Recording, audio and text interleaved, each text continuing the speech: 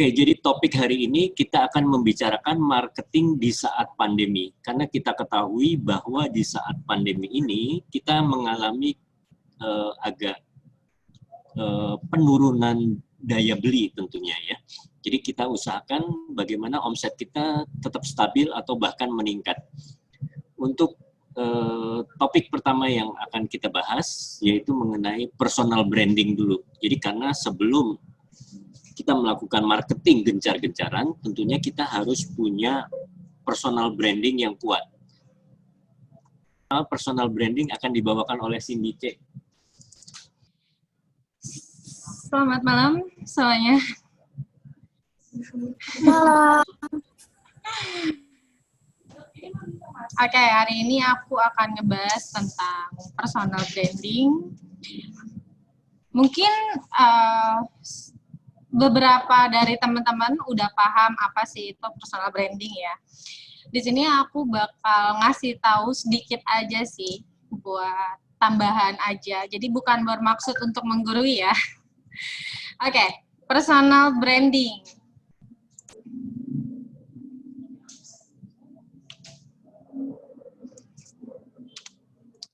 Personal branding adalah cara untuk mempromosikan diri beserta pencapaiannya dalam karir dan keahlian yang dimiliki. Siapapun membutuhkan personal branding, baik pengusaha, graphic designer, penulis, pelukis, atau semua bidang pasti membutuhkan personal branding. Mengapa perlu membangun personal branding? Dengan personal branding memudahkan kita untuk mendapatkan kepercayaan dari orang lain.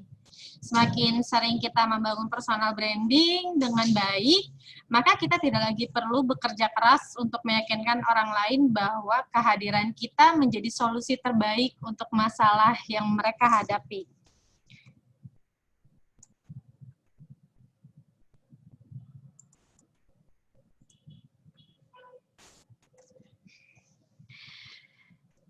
Oke, contoh simpelnya ya. Mungkin nggak sih kamu dikasih kesempatan buat jadi food blogger atau diundang sama restoran besar untuk mereview makanannya kalau kamu sendiri nggak cerita kalau kamu suka kulineran? Nggak mungkin kan? Jadi kita harus memperkenalkan diri kita dulu kepada semua orang. Dan ingat, kalau kamu ingin dikenal, kamu nggak boleh hanya sekali memperkenalkannya atau menceritakannya. Orang yang menang satu kali lomba catur nggak akan disebut jago main catur. Atau orang yang lupa taruh kunci mobil sekali nggak akan disebut lupa. Gitu. Jadi ya memang harus sering melakukannya, memperkenalkannya itu harus berkali-kali. Simpelnya, aku ambil dari Panji Pragiwaksono, personal branding adalah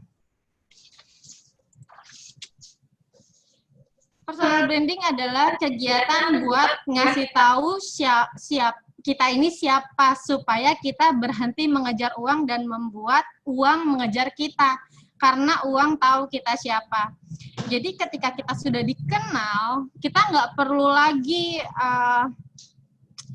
capek-capek gitu mengejar-ngejar mereka. Sini nih ada produk Get Beauty. Kalau kita sudah mengenalkan produk Get Beauty, otomatis mereka akan mempercayai kita. Jadi gini, aku di Get Beauty itu udah dari tahun 2015 sampai tahun ini. Maaf, aku ngambil contoh aku sendiri ya, karena aku nggak tahu harus ngambil contoh siapa lagi.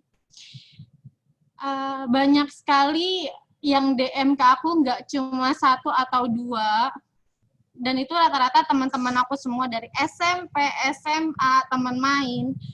Mereka selalu bilang gini, Cindy, gue ada jerawat nih, gue pusing, gue harus ngapain, gue harus ngobatin pakai apa ya, gue inget sama lo kan di kecantikan nih.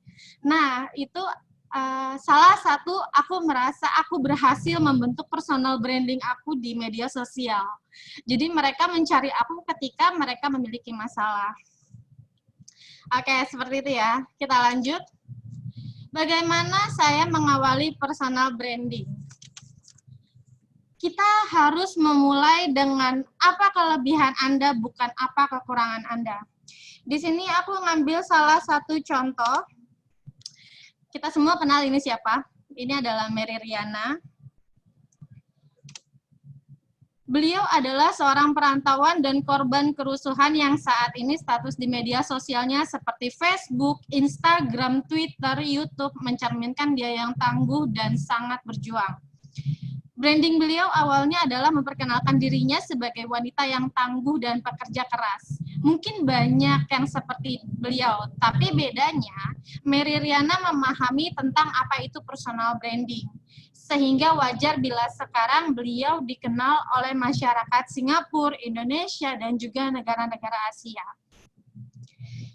Nah, sekarang saatnya kita yang mengenal personal branding. Jadi, bukan cuma pengusaha aja yang harus tahu personal branding, tapi semua orang harus mengetahui apa itu personal branding. Paling gampang adalah status di media sosial kita.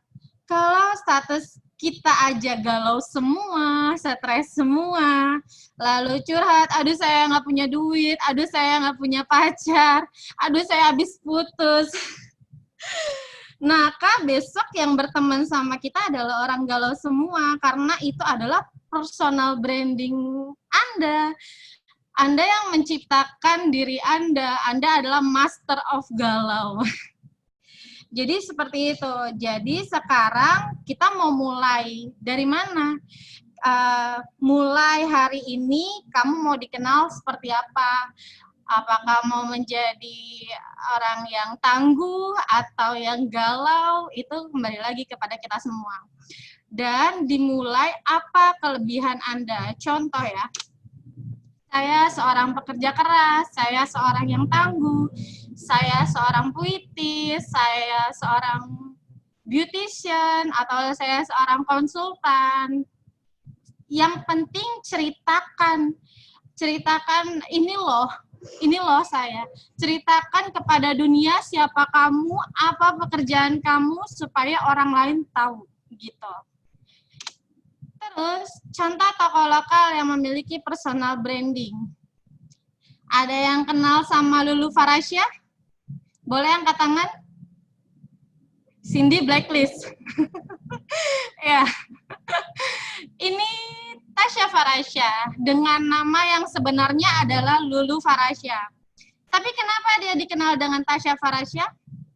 Karena personal brandingnya memperkenalkan dia adalah Tasya Farasya dan dia seorang beauty vlogger. Mungkin nggak sih Tasya Farasya diundang dengan berbagai perusahaan makeup terkenal untuk berkolaborasi dengan Tasya, kalau Tasya sendiri tidak menceritakan kalau si Tasya ini passionnya di kecantikan atau si Tasya ini paham tentang make up gitu. Jadi nggak akan diundang kalau dia nggak cerita. Jadi yang awal harus dilakukan adalah kita bercerita apa yang kita lakukan, apa yang kita jalani. Ya cerita aja, jadi ntar semuanya akan tahu apa kebiasaan kita, seperti itu, untuk membangun personal branding. Terus ada yang tahu ini siapa?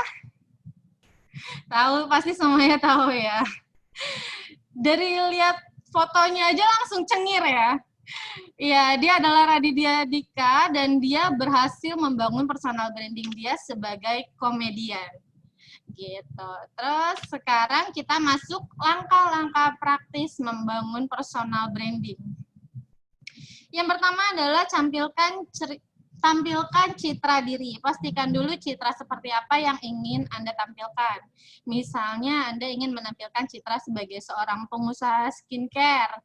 Yang pertama harus dilakukan adalah bangun dulu skincare-nya atau salonnya, atau ingin menjadi resellernya Get Beauty, belum bisa punya salon dulu gitu. Nggak apa-apa. Kalau ingin menjadi reseller Get Beauty ya harus mengetahui dulu produk knowledge-nya. Nggak mungkin kan kita sebagai penjual produk, tapi kita sendiri nggak paham tentang produk itu. Aku sendiri, setiap Get Beauty mengeluarkan produk baru, aku akan coba. Kalaupun aku nggak ngerasa ada masalah pasti aku akan bilang sama dokter di tahun berapa gitu. Dokter sempat mengeluarkan satu produk dan aku menimbulkan masalah gitu. Pasti aku akan bilang dan dokter langsung karena dilihat dari beberapa pasien pun terjadi yang sama seperti aku dan akhirnya dokter langsung membuat formasi ulang gitu. Langsung membuat di apa namanya ya? Pokoknya bikin formulanya diracik ulang gitu. Nah, itu. Jadi kita harus mengetahui produk knowledge-nya juga. Yang kedua, promosi. Setelah Anda memiliki salon, hal selanjutnya adalah promosikan melalui kerabat, saudara, serta tetangga. Ingat, dalam personal branding,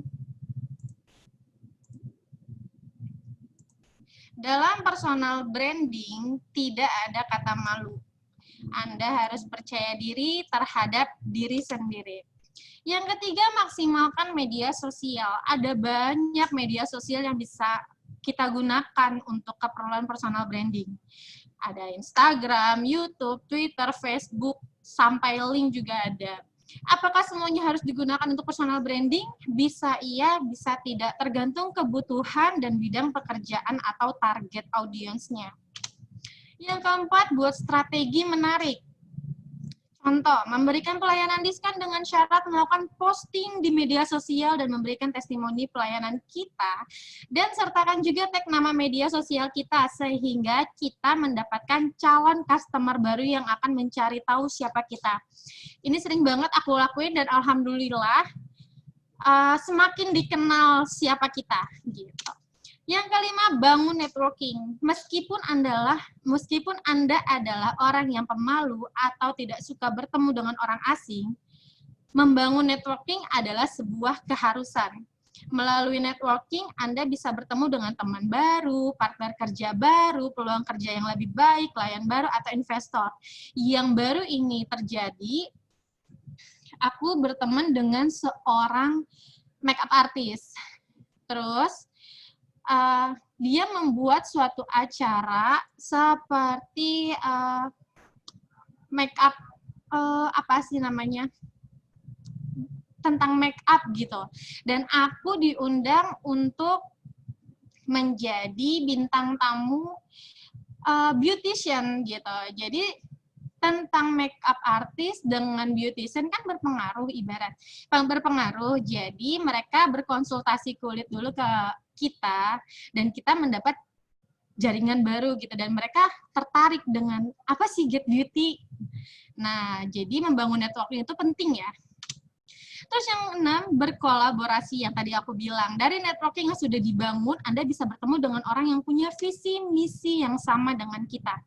Jika menemukan orang yang tepat, Anda bisa mengajaknya berkolaborasi dengan Anda. Jadi, kayaknya di sini mitra-mitra Get Beauty juga nggak hanya salon perawatan wajah aja ya. Ada yang juga buka wedding gallery, atau salon rambut. Jadi, atau punya teman yang makeup artist, kalian bisa berkolaborasi membuka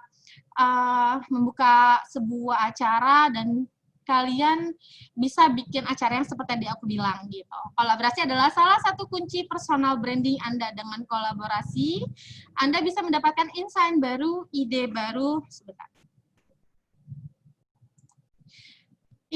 sampai bahkan karya baru bersama partner kolaborasi Anda. Kolaborasi akan menuntut Anda untuk bisa terus berkembang dan tidak stuck di level yang sama. Terus, dan yang terakhir, tetap semangat dan terus berusaha. Oke, segitu aja. Ya, jadi Ovi ini distributor dari salah satu produk skincare ya. Memang kemarin baru ikut pelatihan Get Beauty untuk apa? Treatment on kliniknya. Nah, tapi kita akan belajar karena Ovi ini distributor memang produk lain, tapi penjualannya luar biasa dan sudah menggunakan strategi marketing, digital marketing itu luar biasa banget ya, terutama dari marketplace-nya ya. Ovi, bisa cerita mulai Ovi dari penjual biasa, reseller, sampai kok bisa bisa menjual 5.000 paket dalam waktu 1 bulan. Itu bagaimana ceritanya? 1 minggu, Dok. Ya. Oke. Bismillahirrahmanirrahim. Assalamualaikum warahmatullahi wabarakatuh. Selamat malam teman-teman. Saya baru bergabung pertama kali ini perdana diajak sama dokter dan Kak Cindy karena saya kemarin ada latihan dasar sama Kak Cindy di tempatnya Kak Cindy juga. Alhamdulillah udah selesai, tinggal tahap kedua tapi masih nunggu waktu. Nah, kemarin kita juga ada sempat sharing-sharing sama dokter, sama Kak Cindy dan karyawan juga di sana. Alhamdulillah diterima dengan baik. Kemudian untuk perkenalan dulu siapa saya. Jadi awal saya masuk ke dunia skincare pasti sangat beda banget karena fashionnya itu admin, bukan suatu orang yang tahu tentang dunia kecantikan. Cuman begitu saya tahu ada media sosial berbasis Facebook ADS di Facebook saya itu lewat pada saat itu, saya tertarik sama produk skincare X namanya misalnya, saya sebut aja X ya. Dari produk skincare itu saya coba,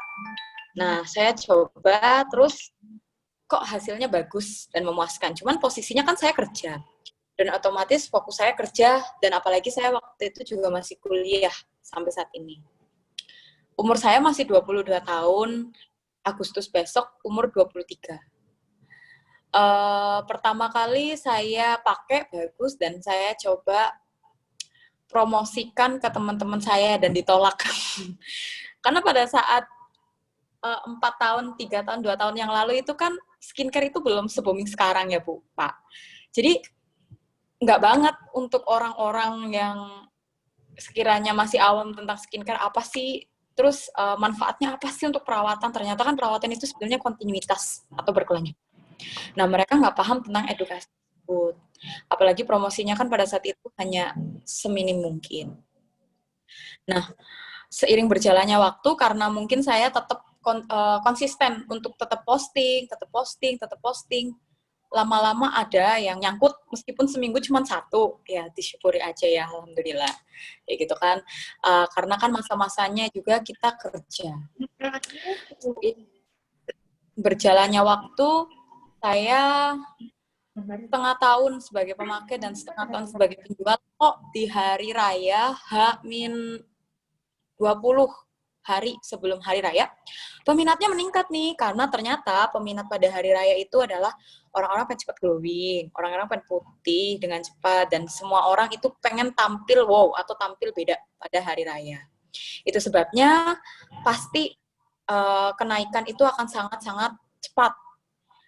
Dan seiring berjalannya waktu, saya didampingi dengan mama saya, memberanikan diri untuk membuka usaha, tapi belum sampai toko. Masih dalam kerja di gudang. Masih kerja di kantor. Itu pertama, saya memberanikan diri modal 5 juta. Nggak tahu itu mau kejual atau enggak. Cuman saya sering lihat YouTube bahwa pembisnis itu jangan takut nyetok, jangan takut gagal. Sorry ya, kucing saya. Oke, next. Ada kucing saya ikut. sorry. Oke, nah setelah itu, alhamdulillah karena mungkin passionnya pas banget lagi lebaran nih, itu kok rame dan ternyata laku semua itu 5 juta, alhamdulillah.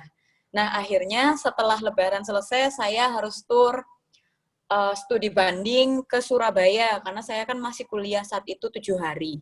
Saya beranikan diri untuk buka toko, saya minta ke mama saya. Mama itu, siapa ya kalau bahasa Indonesianya? Ya, pokoknya calon saya aja lah ya. Ke calon saya untuk menghandle apa yang akan kita kerjakan pada saat itu. Kak Cindy ketawa terus nih.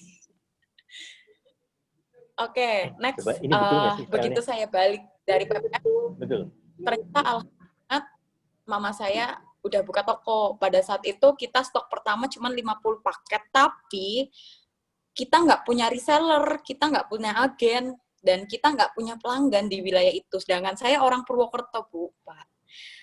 Saya tinggal di Tangerang ini sebagai pendatang. Otomatis saya nggak tahu daerah sini, saya nggak tahu ini itu seperti apa. Cuman saya bersikeras untuk gimana caranya biar bisa laku. Nah, saya turun ke lapangan untuk promosikan diri dengan cara facial. Sama orang di sini juga. Facialnya itu namanya amatiran ya. Facialnya ya facial cuman bersihin, sabun cuci muka, ekstasi komedo, udah selesai. Masker, oke. Dan pengenalan. Is okay, berlanjut ternyata itu berhasil. Number one, itu berhasil. Dan itu Ibu tahu nggak? Itu facialnya itu gratis. Saya harus keluar modal dulu itu. Ya anggap aja itu promosi ya. Memang harus begitu. Pertama memang harus ada pengikat lah supaya mereka tuh tahu tentang apa yang kita lakukan. Balik lagi itu yang disebut personal branding. Nah, seiring berjalannya waktu, saya membuka Facebook ADS namanya. ADS itu dari mana, Pak? Dari Instagram yang bisa tersambung ke halaman Facebook. Jadi kalau misalnya Ibu nih post di Instagram, itu bisa otomatis itu ngepost di Facebook. Mungkin ibu-ibu tuh sering lihat di Facebook, ada lewat tulisan bersponsor, betul nggak? Pasti sering lewat deh kalau yang main Facebook. Nah, itu namanya Facebook ADS dan itu berbayar. Berbayarnya itu tergantung kita, itu namanya iklan. Bisa bayarnya itu lewat dari dompet doku atau dari kartu kredit. Cuman untuk pertama kita nggak boleh terlalu berlebihan dalam promosi. Balik lagi, kita kan masih berproses. Dan saya selama 7 bulan jualan di toko, saya nggak punya reseller dan nggak punya pelanggan. Setiap bulan cuma closing 1-5 buah. Bayangin Ibu, karyawan tetap harus bayar. Nah, ternyata pendapatannya nggak ada. Sedangkan untuk toko sendiri, pertama kali itu 20 juta itu dari hasil patungan saya sama calon saya. Itu berlalu udah bulan ke-7, 5 bulan lagi saya harus bayar lagi kan untuk tahun depan. Itu gimana ya gitu kan. Ternyata saya mulai coba Facebook ADS dan saya continue, alhamdulillah di bulan ke-8, 9, 10 balik modal kurang lebih 100 juta. Karena closing-nya itu luar biasa. Itu di tahun pertama. Closing-nya itu sehari tuh saya biasanya paling sedikit itu 50 paket. Itu paling sedikit. Biasanya itu sekitar sehari itu 100 sampai 5.000 juga ada. Kadang-kadang. Cuman tergantung agen dan reseller. Agen dan reseller saya itu tersebar dari luar dan dalam negeri. Dari Aceh sampai Merauke saya punya. Balik lagi, itu konsisten kita. Nah, karena saya benar-benar konsisten dengan apa yang saya lakukan setiap hari, promosi itu tetap, meskipun tuh tetangga, saudara-saudara kita itu nggak akan ada yang like postingan kita, Bu, Pak. Ya kan? Dan tetangga-tetangga kita nih, kalau ngelihat kita kayak, wow, aduh, itu sama kita tuh kayak, gimana gitu. Tapi abaikan aja, karena kita itu harus positif aja. Lama-lama mereka akan nanya, kok kamu bisa kayak gini? Kadang ya, Bu, Pak, namanya orang jualan, kalau lagi nggak laku, mereka bilangnya nih, kamu sih masih muda, udah berani-beraninya jualan kayak gitu. Apalagi jualan skincare, serem mainan muka. Oke, nggak masalah, kita diem aja, kita tunjukin aja. Terus kalau pas lagi laku nih, Bu, mereka bilang gini, pakai itu kali sesuatu, bisa laku banget kayak gitu, pasti pakai sesuatu. Ini Ibu Nomi ketawa, pasti Ibu juga merasakan apa yang saya rasakan nih sekarang. Karena memang begitu, itulah dunia bisnis, dunia usaha yang sedang kita lakukan sekarang. Apalagi Bapak Ibu sekarang kan bukan mainan, tapi lebih kepada tindakan. Otomatis beberapa orang pasti, salon perawatannya cuma gitu-gitu aja. Is okay, nggak masalah. Sekarang iya kita kayak gini aja. Tapi besok nggak boleh kayak gini aja. Artinya akan ada perbaikan di setiap waktunya. Sekarang kita diejek, nggak bisa. Waktu saya di toko yang lama, beberapa pelanggan saya bilang gini, tokonya kecil, paling jualan krim abal-abal. Oke, nggak masalah Bu, karena memang beberapa orang kan memberikan pendapat mereka itu bebas. Sedangkan kita, kalau kita membalasnya itu apa bedanya kita sama mereka. Jadi kita dengerin aja, biarin aja. Dan saya bisa membuktikan dari 12 distributor yang ada di Indonesia ini, saya yang termuda, meski umur saya baru 22 tahun. Ibu dan bapak saya, pertama kali saya membuka toko, mereka melarang saya habis-habisan. Kedengaran suara saya? Masih kedengeran, oke. Nih Ovi, saya mau tanya Vi. Kamu ADS, itu sebulan rata-rata mengeluarkan uang berapa? Kalau sebelum pandemi itu kemungkinan, gimana ya ceritanya? 1 tahun, 5 juta mah lebih ya dok. Saat 5 juta lebih sebulan. lebih, tergantung sih. Kalau lagi rame, biasanya saya naikkan budgetnya. 1 bulan tuh bisa 10 jutaan. Cuman kan feedback baliknya ke 10 kita juta sebulan lebih. untuk Hanya ADS. Karena saya jalankan itu iklan nggak cuma 1 dok. Iya. Saya jalankan iklannya banyak. Dan jangkauannya pun saya minta yang banyak. Jadi kadang jangkauannya khusus untuk wilayah Tangerang, wilayah Jakarta gitu. Jadi lumayan. Jadi rekan-rekan sekalian, ini kesaksiannya testimoni dari Ovi. Dia untuk biaya marketing aja cuma ads ya, bukan marketing ya. Ads aja itu udah 10 juta sebulan. Ya, tapi memang tentunya return-nya itu beratus-ratus kali lipat ya. Masih muda, umur 23 tahun, tapi sangat terbantu dengan digital marketing. Ya, dari mulai nggak bisa jualan sampai omsetnya gila-gilaan. Begitu, ya. Dan ternyata Ovi ini menghabiskan dana untuk ads doang itu 10 juta per bulan. 10 juta per bulan itu kecil bagi Ovi, ya karena omsetnya gila-gilaan. Dok. Ya, oke. Sukses selalu Ovi ya. Kerjasama dengan Beauty, ya terutama salon on kliniknya nanti yang akan dibuat. Begitu ya. Terima kasih untuk kerjasamanya. Sekarang kita akan beralih ke Cindy. Silahkan Cindy di share screen. Oke, Assalamualaikum warahmatullahi wabarakatuh. Selamat malam. Waalaikumsalam. Nabrak ya suaranya? Oh.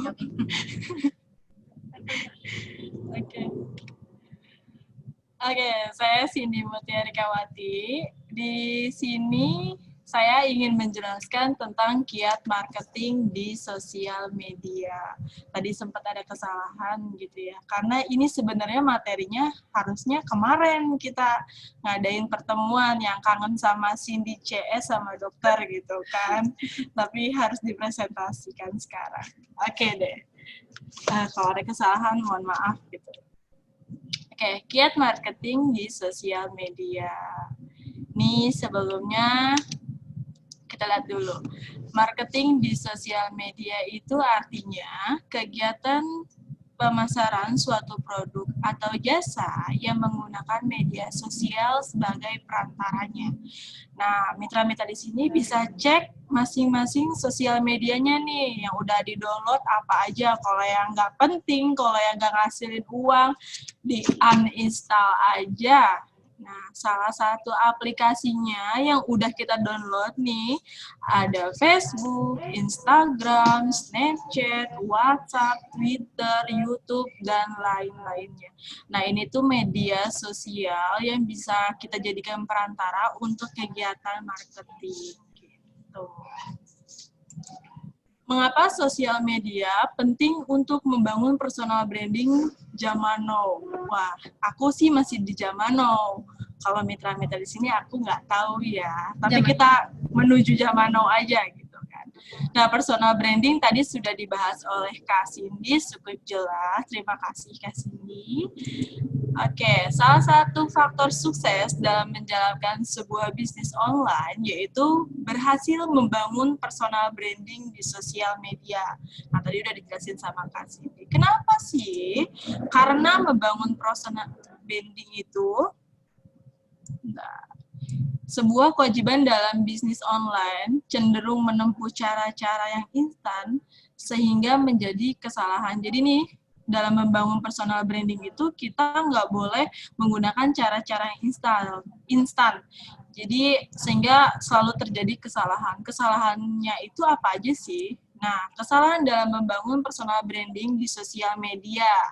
Yang pertama adalah tidak konsisten pada konten, tidak memberikan informasi yang lengkap, tidak melakukan pembaruan, mengambil gambar orang lain yang jadi hak cipta orang lain, salah menentukan target marketing, tidak membangun komunikasi yang baik, hanya tentang bisnis aja, menggunakan kata-kata yang tidak pantas, bersaing tidak sehat dengan kompetitor. Jadi, mitra-mitra di sini seharusnya konsisten gitu terhadap konten. Jangan misalkan seharusnya konten kita adalah perawatan wajah dan penjualan produk gitu. Jangan jual makanan, terus jual spray dan lain-lain.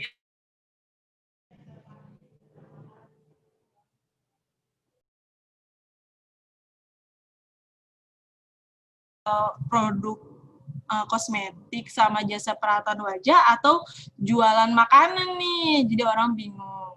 Terus tidak memberikan informasi yang lengkap, jadi kita harus memberikan informasi yang lengkap. Tidak melakukan pembaruan. Nah, dalam membangun personal branding di sosial media, kita harus terus dan terus melakukan pembaruan. Mengambil gambar orang lain yang menjadi hak cipta orang lain. Ini sering banget saya temui di berbagai akun gitu kan, banyak ada foto si akun ini, ternyata ada di akun ini. Itu nggak boleh sama sekali, karena itu menjadi hak cipta orang lain. Udah susah payah nih mereka buat, malah kita ambil, itu nggak boleh. Terus salah menentukan target marketing. Sebenarnya target kita misalkan dari 17 tahun ke atas, tapi malah pembahasannya itu malah untuk 17 tahun ke bawah, itu salah. Terus tidak membangun komunikasi yang baik. Jadi kalau komunikasi di sosial media itu penting, jangan slow respon. Ya, kita tentuin nih dari jam berapa sampai jam berapa kita bisa membalas chat-chatan dari pasien-pasien kita. Terus hanya tentang bisnis aja, ini kesalahan yang sering banget kita temuin dan tanpa kita sadari kita pun melakukan itu.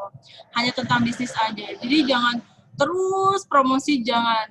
Sesekali kita selipin dengan lelucon, atau misalkan kita bisa berekspresi diri kita sendiri nih. Mungkin kalau mitra-mitra di sini udah sering ngeliat Cindy yang menampilkan diri sendiri dengan kekonyolan Cindy, ya itu harus digituin, harus ada bercanda. Jadi orang tuh fokus sama proses pemasaran kita, menawarkan produk yang kita tawarkan, misalnya gitu. Terus menggunakan kata-kata yang tidak pantas atau menyindir orang lain, terus juga misal kita berantem sama orang lain tapi kita post, itu nggak boleh. Bersaing tidak sehat dengan kompetitor lain dengan cara menjatuhkan orang lain. Misalkan kita menjelekan si tempat ini, tapi kita post nih namanya gitu, tanpa inisial, langsung aja jeger gitu, kita kasih tahu, oh tempat ini tuh nggak bagus, gini, itu nggak boleh. Itu sama aja menjatuhkan kompetitor gitu, nggak boleh. Kita bersaing secara sehat, tapi kita pas sama sasaran kita gitu. Terus, cara membangun personal branding di sosial media. Yang pertama adalah kenali akun sosial media yang kamu buat. Konsisten pada konten, memberikan informasi yang lengkap mengenai akun sosial media kamu buat, meningkatkan presentasi online, presidensi online, terus pamer skill dan pengetahuan. Jadi nggak cuma kita promosi, jadi kita kayak mengedukasi pasien, terus juga sering ngadain Q&A gitu, kayak Kak Cindy, dokter sering banget tuh ngadain Q&A, terus misalkan ada konsultasi gitu, kita post tentang apa nih, kayak kemarin dokter ngebahas si dexamethasone diburu orang, terus sebenarnya boleh nggak sih? Nah, kita edukasi lagi gitu.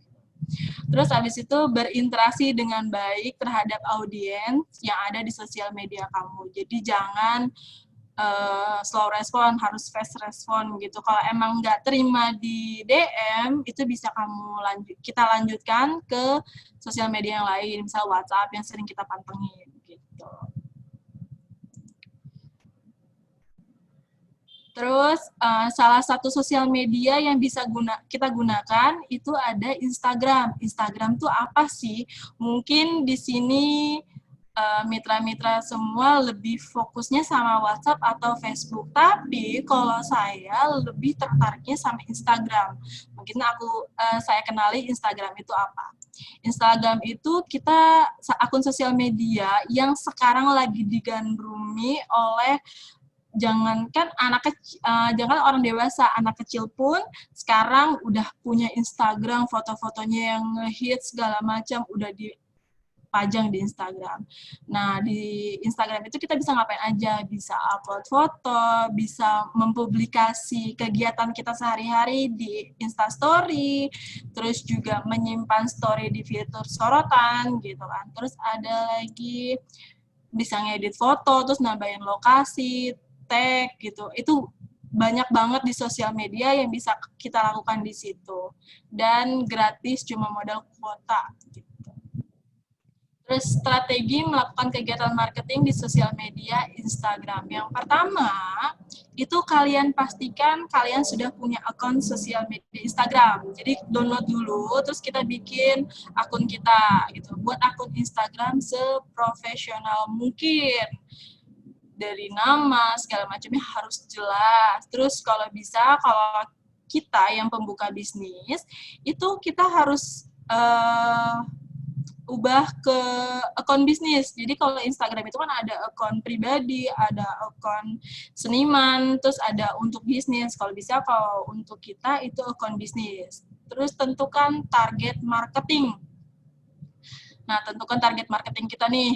Tujuan kita membuat akun Instagram kita tuh untuk apa, terus juga untuk umur berapa, dan pokoknya kita harus sesuai dengan tujuan kita gitu.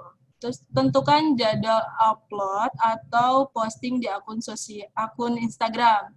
Jadi kita tentuin. Nah, untuk upload atau posting di akun Instagram itu kita bisa lakukan 5 kali dalam sehari atau 5 upload dalam sehari. Seharusnya kan itu di akun Instagram itu harus ada 150 posting, tapi nggak mungkin kita dalam satu hari itu 150 postingan. Jadi kayak per hari kita harus upload tuh biar supaya tahu kalau akun Instagram kita tuh benar-benar aktif gitu. Terus buat postingan semenarik mungkin. Jadi jangan cuma ngepost, tapi nggak menarik. Jadi kayak monoton gitu akun Instagram kita. Terus buat penilaian. Terus kalau ini tuh ada fiturnya, kalau nggak salah yang terbaru itu di Insight ya Kak ya? Apa sih? Kalau untuk penilaian. Insight ya. Oh iya, sekarang udah ada terbaru. Jadi kita bisa lihat setiap kali kita posting ada yang melihat berapa, terus kira-kira yang ngelihat profil kita ada berapa, itu sekarang udah ada di Instagram. Nah, ini cara supaya bikin akun Instagram kita menarik gitu. Buat akun Instagram seprofesional mungkin. Nih, yang pertama ini saya contohkan akun Instagram Sin Facial Home Care. Dulu kayak gini sebelum saya ubah sekarang gitu. Buat username yang mudah dicari. Jadi kan kalau saya pengennya terkenalnya itu adalah Sin Facial Home Care gitu. Jadi biar mudah dicari ya kita cantumkan username kita adalah Sin Facial Home Care. Kalau sekarang karena udah nggak boleh pakai care, sekarang saya pakainya Sin Facial Home aja. Terus alihkan akun Instagram menjadi akun bisnis. Tadi yang saya kasih tahu, kita alihkan ke akun bisnis nih. Caranya itu masukin kategori bisnis, nomor telepon, alamat, sama web kita. Nanti otomatis di sini tuh akan muncul kita tuh apa nih, kecantikan, kosmetik, dan perawatan diri. Terus habis itu menginformasikan akun bisnis kalian di bio. Nanti kalau di garis 3 ini bisa diklik aja, digali aja ada apa sih nih di garis 3 yang ini nih, ada, kita bisa ngapain aja gitu. Nah, tulis nih menginformasikan akun bisnis kalian di bio. Jadi misalkan kita ini akunnya apa, jasa perawatan wajah dan eyelash extension. Terus juga infoin bukanya jam berapa, tutupnya jam berapa. Terus juga kasih kata-kata menarik yang menjadi pancingan untuk mereka follow akun kita. Jadi misalkan ada orang yang cari eyelash extension tapi yang murah. Terus pas dilihat di depan itu kita lihat eyelash start 70.000, berarti murah banget dong nih, padahal masih banyak yang lebih mahal gitu. Terus perawatan 35K gitu, ini kan cuma pancingan, nggak apa-apa, padahal 35K itu cuma high frekuensi gitu kan. Terus, tambahkan pintasan untuk mempermudah audiens menghubungi kalian. Jadi kan kalau akun bisnis ini, kita sudah bisa masukkan nomor telepon, alamat, dan web kita. Otomatis sudah tertambah. Dan ini ada website untuk otomatis mereka klik langsung ke WhatsApp kita. Ada api.whatsapp.com /send tanda tanya pon sama dengan nomor WhatsApp kita gitu. Ini bisa dicatat nih webnya, nanti tinggal tambahin nomor WhatsApp masing-masing. Oke, itu contoh tampilan di awal. Nah, terus selanjutnya adalah menentukan jadwal posting dalam kegiatan marketing. 1 hari 5 kali posting. Duh, kalau misalkan Bu Naomi, ini nggak sempat katanya, gitu kan. Oke, yang belum melakukan kegiatan marketing, yang belum sampai target, ini bisa jadi acuan kita nih. Waktu yang tepat untuk posting adalah sebagai berikut. Yang pertama, pagi jam 4 sampai jam 7. Ini misalkan kita mau sholat subuh, sebelum sholat subuh kita posting dulu gitu kan. Yang sempat aja, nggak apa-apa. Jam di mana orang baru bangun dan melakukan perjalanan ke kantor atau melakukan utama aktivitas gitu. Targetnya adalah mereka yang melakukan perjalanan menggunakan angkutan umum seperti kereta, busway, ojek online. Di sini kan orang fokus lihat ke handphone di mana-mana, mau di kereta, mau di bis, mau di jangankan di transportasi umum, di transportasi pribadi aja masih sempat ngeliat handphone. Terus siang jam 12 sampai jam 1. Jam di mana jam istirahat atau makan siang. Kalau orang istirahat, pasti mereka melihatnya itu handphone lagi. Kalau yang gabut kayak saya gitu kan. Terus malam dari sore nih, jam 5 sampai jam 9. Sebenarnya kalau ini jam 5 atau jam 9 aja, jam di mana orang pulang kerja hingga menjelang tidur. Nah, terakhir itu kalau yang masih begadang, sempat posting ya udah jam 12 malam sampai jam 1. Gitu. Teknik posting Instagram atau copywriting. Buat cover awal postingan yang membuat audiens penasaran untuk mencapai pada tujuan kita, yaitu mempromosikan bisnis kita. Ini sebenarnya udah di-share di apa sih namanya?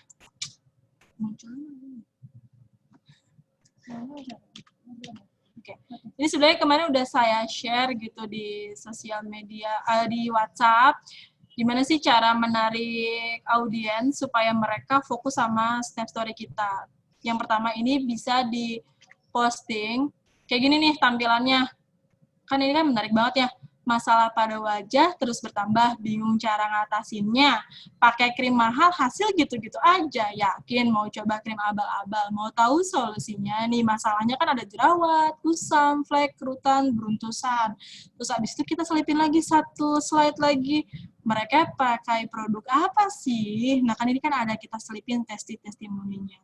Baru deh abis itu ke apa nih, kita mau promosiin produk atau apa gitu. Terus langkah praktis untuk mendapat followers, like, komen yang banyak.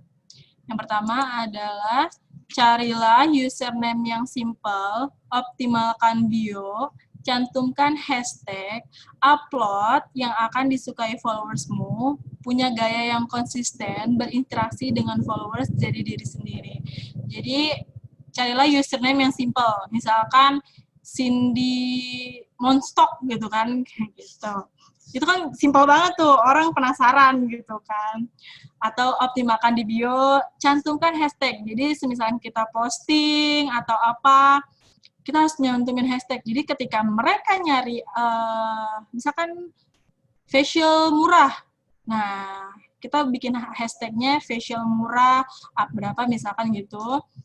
Pasti yang muncul adalah punya kita gitu.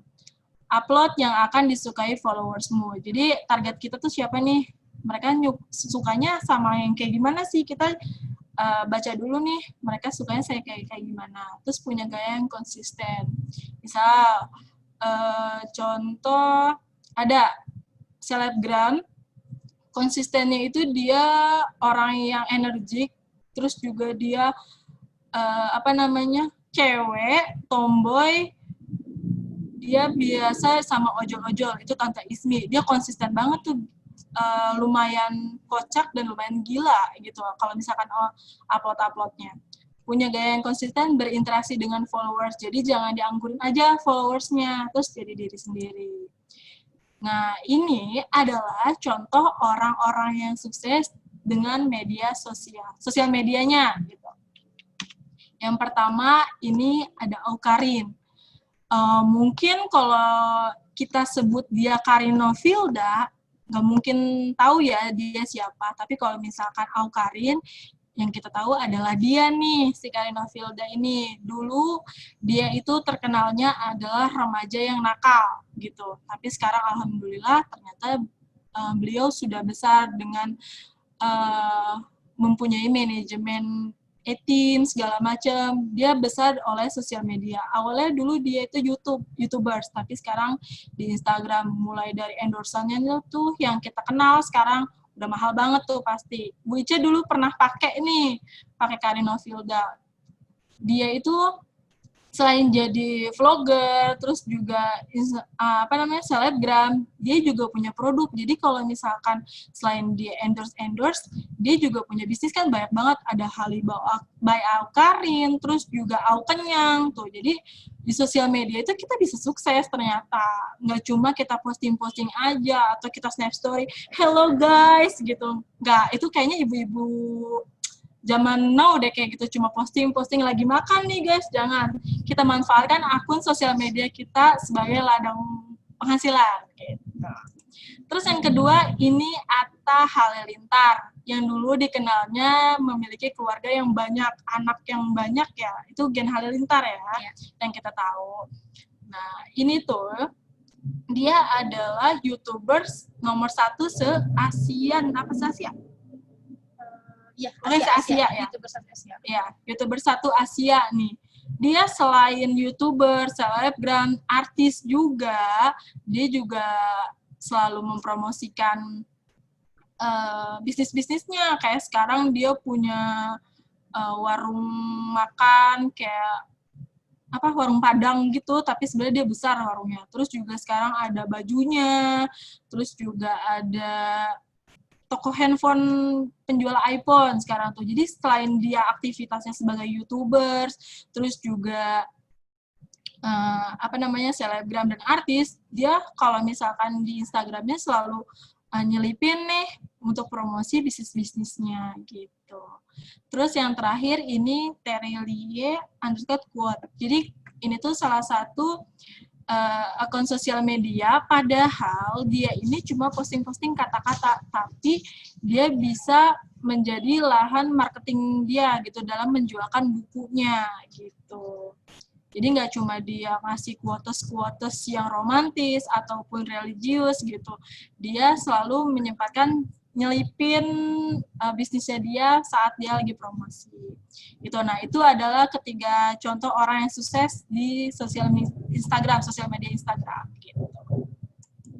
Yang terakhir adalah Get Beauty Clinic. Nah, yang kita tahu dulu ini dokter nggak se-eksis yang sekarang sebetulnya. Dulu yang kita tahu tuh ya udah cuma upload kegiatan karyawan. Kalau sekarang mah udah hits, udah yang paling ganteng di antara mitra-mitra gitu kan, dia cowok sendiri gitu maksudnya. Nah, dokter ini selain memposting kegiatan dia sehari-hari di sosial media, dia juga selalu menyempatkan promosi, nggak cuma promosi aja jadinya kan, jadi kayak ada kegiatan dia sehari-hari, terus kadang kekonyolan karyawan-karyawannya dengan TikTok-TikToknya diupload di sini, jadi nggak bikin boring gitu kan. Terus tapi sampai gitu ke penjualannya dia dengan cara promosi produknya, terus kemitraan segala macam, menarik banget untuk Get Beauty Clinic ini. Nah, terus dulu itu punya akun YouTube juga dokter tuh. Wah, dokter kita tuh emang multi talent, selain dokter, terus juga public figure juga ya, public figure, guru buat kita, YouTubers juga, selebgram juga, luar biasa banget guru kita ya. Iya, banyak mitra yang nyantol, asalkan jangan cewek-cewek muda yang nyantol sih, maksudnya gitu. Nah, dulu tuh YouTube-nya itu subscribernya cuma 2.000 ya, kita ingat ya. Oh, 1.000. Itu masih yang malu-malu, kita nggak jelas ya kita postingin apa, tapi ternyata sekarang 13.100 subscriber. Luar biasa, tapi kayaknya sekarang lebih banyak lagi gitu ya, kita nggak tahu. Belum lihat yang terbaru itu seberapa. Nah, itu salah satu orang-orang yang sukses di sosial media. Nah, jadi itu adalah cara-cara bagaimana kita melakukan kegiatan marketing di sosial media kita, salah satunya Instagram.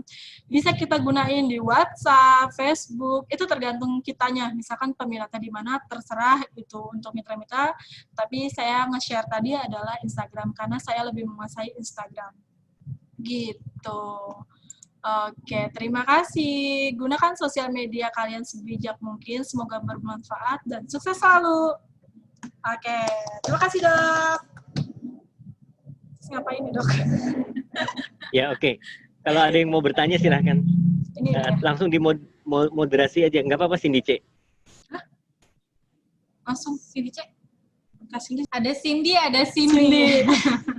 Kok pipi gue langsung merah sih? Boleh. Oke, saya nanya ke Cindy ya. Cindy apa nih? Ya, Cindy C ya. Oke. Jadi untuk personal branding ya, itu kita di sosial medianya itu, misalkan kita punya produk, satu sosial media itu satu produk, misalnya skincare-nya doang, terus kemudian kita punya layanan lain seperti wedding atau kehidupan pribadi itu sendiri-sendiri akunnya atau dijadiin satu?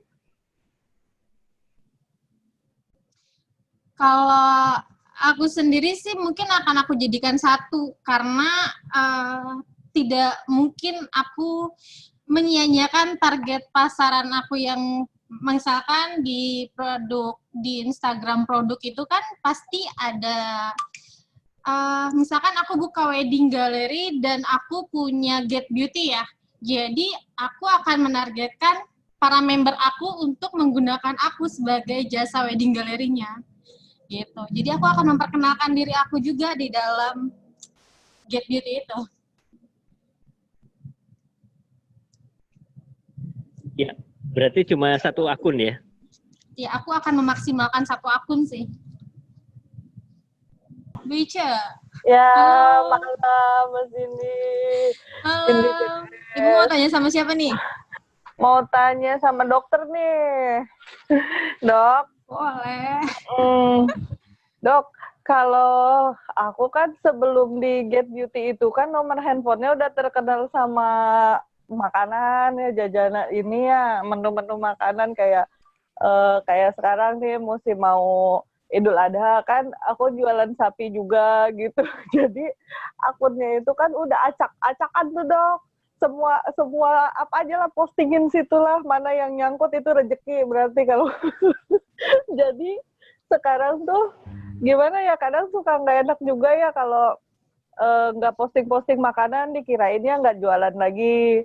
Kalau nggak posting kayak ini sapi nih, musim sapi nggak posting sapi, Wice udah nggak jualan sapi lagi ya gitu, nggak jual akikah gitu. Padahal kita tetap jualan. Nah, sebenarnya pengen fokus di Get Beauty gitu ya dok, sama wedding gallery-nya. Tapi nomornya ini udah terlanjur kemana-mana gitu dok, dan aku nggak bisa ninggalin nomor ini gitu untuk usaha yang lain. Gimana tuh dok menurut dokter?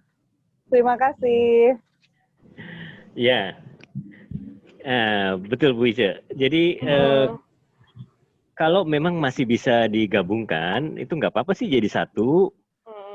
Tapi kalau memang harus sudah terpisah, jadi misalnya udah kewalahan di satu nomor, itu mungkin lebih bagus dipisahkan. Jadi nanti di broadcast yang yang tadinya wedding atau catering, itu kita broadcast ganti nomor begitu. Atau justru sebaliknya, yang skincare yang kita broadcast ganti nomor. Gitu. Jadi supaya lebih fokus mungkin. Ya, nanti dicoba. Tapi kalau misalnya ya, masih bisa dihandle, kalau masih bisa dihandle satu nomor ya nggak apa-apa sih satu nomor menurut saya. Soalnya begitu, pernah Bu Ica, nyoba, pernah nyoba itu juga dok dipisah gitu nomor pribadi sama nomor usaha gitu. Tapi malahan jadi pusing sendiri dok. Gitu, jadi enakan satu nomor aja lah, tapi semua kena gitu. Jadi rezekinya dari mana aja tuh dok? Iya, betul. Gitu, untuk karena memang mungkin yang order skincare dia suatu saat juga butuh catering, butuh wedding, begitu kan? Iya dok, bener dok. Gitu, nggak apa-apa ya dok ya. Nah, untuk itu disesuaikan ini, dengan, bisa disesuaikan lah Bu. Iya. Oke, dokter, terima kasih ya. Malam. Ya, saya mau bertanya, Kak. Saya kan ini sebelumnya kan yang home care kayak gitu. Terus sekarang kan sudah buka sendiri. Nah, tapi saya itu lebih susah kayak mengenalkan ke orang-orang kayak gitu. Tapi kalau orang sudah cocok sama saya dari pelayanan, kayak ini kan aku belum pernah jualan, maksudnya belum pernah jualan skincare. Baru pertama ini Get Beauty. Nah, kalau soal perawatan banyak yang cocok. Otomatis kalau yang cocok kadang-kadang memang belum berani bantu ke Get Beauty gitu. Tapi saya nggak bisa mempromosikan. Kadang-kadang saya juga malu kalau misalnya minta foto ke klien itu ada kan saya sendiri nggak punya teman, masih tak handle sendiri gitu loh. Jangan. Oke. Nah, itu dia yang tadi aku bilang tentang personal branding ya. Yang pertama itu nggak boleh malu, dan yang kedua itu harus paham tentang produk knowledge-nya. Jadi mungkin Ibu Wiwin ya? Iya. Terus ya Ibu, kayak monoton. Saya kalau posting itu kan nggak punya pengalaman posting, tapi saya itu misalnya bekerja semaksimal mungkin supaya klien itu nyaman dengan saya. Tapi kalau saya promosi itu kayaknya merasa promosiku itu monoton, nggak meningkat, nggak kurang menarik gitu loh. Nggak apa-apa, yang penting kerjaan kita terus posting, jangan pernah minder gitu. Kita jangan pernah nyerah. Posting sekali, kok nggak ada respon ya, jangan-jangan nggak menarik. Jangan berpikiran gitu, kita posting aja terus, kita kan nggak tahu nih pikiran orang yang lain. Mungkin aja orang yang lihat, produk nih, cuma nanti aja deh. Nah, kalau kita sering posting, kemungkinan besar mereka akan melirik gitu. Jadi ya harus sabar dan memang harus terus-terusan, nggak bisa sekali untuk memperkenalkannya. Terus, Ibu Wiwin juga harus tahu produk ini fungsinya untuk apa, produk A, B, C. Nah, kalau misalkan Ibu Wiwin sendiri belum paham, Ibu bisa tanya kita bisa bantu untuk menjelaskan ke Ibu, dan itu menjadi nilai plus buat Ibu untuk menjelaskan ke pasien, seperti itu. Terus nggak bantu Bu Wiwin? Iya. Kalau mau posting sesuatu kan aku nggak punya bahan. Kadang-kadang aku ngambil misalnya kayak foto, kayak apa itu kan di WhatsApp ada masuk ke HP, itu biasanya ya saya ke posting ke WhatsApp, ke sosial media kayak gitu. Karena saya sendiri nggak punya bahan untuk diposting. Gak apa-apa, karena kan yang kita sering share testimoni di grup mitra itu kan hasil dari penggunaan produk Get Beauty. Jadi boleh Ibu share juga. Jadi kan memang itu hasil testimoni dari penggunaan produk Get Beauty. Share-share aja, nggak apa-apa. Oh iya, terima kasih. Kalau sudah tidak ada yang bertanya, jadi saya simpulkan, jadi kita wajib melakukan marketing itu entah melalui media sosial Instagram, Facebook, ataupun dengan WhatsApp. Ya, seperti Bu Nomi pun tetap merangkul customer dengan WhatsApp. Ya, jadi nggak mungkin kita hanya model kayak seperti zaman dulu tanpa teknologi, tapi kita harus gunakan teknologi semaksimal mungkin. Minimal WhatsApp, ya. Usahakan gunakan media sosial. Begitu ya. Kemudian untuk leverage, untuk meningkatkan omset, kita gunakan marketing berbayar, ADS, ya. Itu penting juga. Karena kita di media sosial tuh udah banyak yang pakai. Dan kalau kita posting, apalagi postingnya cuma seminggu sekali atau 2 minggu sekali, itu nggak ada yang lihat. Atau paling lihat cuma kelewatan, seringkali kelewatan. Jadi kita harus sering posting, kalau nggak mau sering posting, harus keluar duit dengan cara ADS, begitu. Ya. Oke, jadi semoga semua mitra Get Beauty bisa memaksimalkan marketing ya dengan digital marketing tentunya. Gunakan WhatsApp dulu yang paling gampang, setelah itu gunakan media sosial. Setelah lancar gunakan media sosial, coba gunakan ADS ya, iklan berbayar. Karena itu memang penting sekali dan ada strategi-strateginya. Nanti mungkin di lain waktu kita akan bahas mengenai ADS. Begitu ya. Saya kembalikan ke moderator untuk menutup acara hari ini ya. Cindy dan Cindy, silakan.